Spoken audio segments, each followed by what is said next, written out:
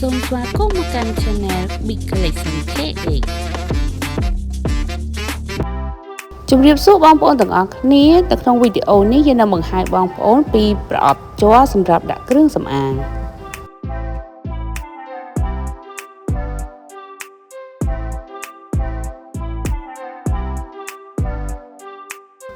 ប្រអប់ជ័រនេះផងដែរមានកន្លែងដាក់4ថត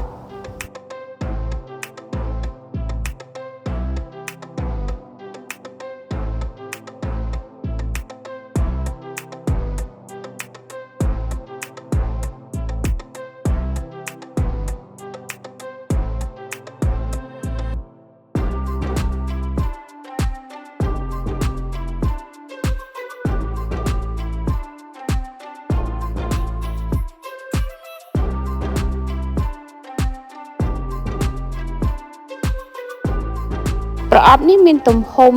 14.5 សង់ទីម៉ែត្រ គុណនឹង 18 សង់ទីម៉ែត្រ និងកម្ពស់ 12 សង់ទីម៉ែត្រ